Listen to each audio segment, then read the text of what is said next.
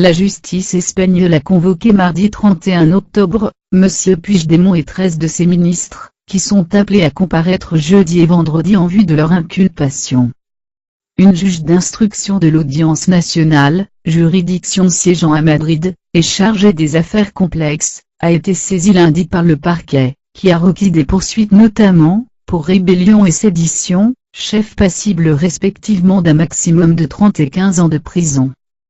Installé à Bruxelles avec une partie de son gouvernement destitué, M. Puigdemont a expliqué lors d'une conférence de presse, qu'il comptait rester en Belgique avec quelques-uns de ses ministres, pour expliquer au monde les défaillances démocratiques de l'État espagnol. Dans la soirée, pourtant, au moins 2 de ses ministres sont rentrés à Barcelone où ils ont atterri peu après 23h, 22h GMT, a constaté un journaliste de l'AFP. L'un d'eux, Joaquim Forn, chargé du portefeuille de l'Intérieur, a été chahuté à l'aéroport barcelonais par des opposants à l'indépendance, qui l'ont qualifié de traître, et ont brandi des drapeaux espagnols. M. Puigdemont a assuré qu'il ne se soustrairait pas à la justice, mais a prévenu qu'il ne reviendrait pas en Espagne, sans l'assurance de bénéficier d'un procès impartial, accusant le parquet de nourrir un désir de vengeance à son endroit. Il a par ailleurs affirmé qu'il ne demanderait pas l'asile politique en Belgique. Le Premier ministre belge Charles Michel a prévenu que pendant son séjour en Belgique, M. Puigdemont serait traité, comme n'importe quel citoyen européen, avec les mêmes droits et devoirs, ni plus ni moins. Sans préjuger des chefs d'inculpation qu'elle retiendra, la juge de l'Audience nationale a fait valoir que, ignorant les injonctions de Madrid, et les décisions de justice, le gouvernement catalan a continué d'engager les mesures nécessaires à la création d'un État catalan indépendant sous la forme d'une république. Puigdemont et son cabinet risquent, s'il se présente, d'être placés en détention provisoire, comme 2 présidents de mouvements associatifs indépendantistes écroués à la mi-octobre pour sédition. L'Audience nationale examinera vendredi le recours de ces 2 militants.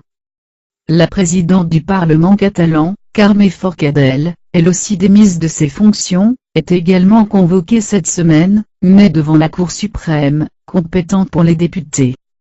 Ni les poursuites ni les menaces n'entrèveront les institutions catalanes, a tweeté Carme Forcadell mardi en prônant une action pacifique et démocratique. Démis de ses fonctions par Madrid le 27 octobre, quelques heures après la proclamation unilatérale de la République catalane, Carles Puigdemont s'est rendu en Belgique lundi, alors qu'étaient concrètement enclenchées les mesures de mise sous tutelle par Madrid des institutions catalanes. Il a déclaré que son gouvernement se partagerait désormais la conduite des affaires entre la Belgique et Barcelone. Survenant près d'un mois après le référendum d'autodétermination interdit du 1er octobre, les déclarations de M. Puigdemont étaient très attendues dans la région de 7,5 millions d'habitants de son départ, a laissé nombre de militants désemparés. Afin d'éviter des troubles à moins de 2 mois des élections régionales, fixées au 21 décembre par le chef du gouvernement espagnol, M. Puigdemont a déclaré que les indépendantistes allaient ralentir leur action. Nous avons été obligés d'adapter notre plan de travail pour éviter la violence, et si cette attitude a pour prix de ralentir le déploiement de la République, alors il faut considérer que c'est un prix à payer raisonnable dans l'Europe du XXIe siècle, a-t-il dit. Une source du gouvernement espagnol à Barcelone a réagi en déclarant « Le processus indépendantiste n'est pas ralenti, il est arrêté ». Dans le sillage de l'activation de l'article 155 de la Constitution espagnole, faisant passer la Catalogne sous le contrôle de Madrid, M.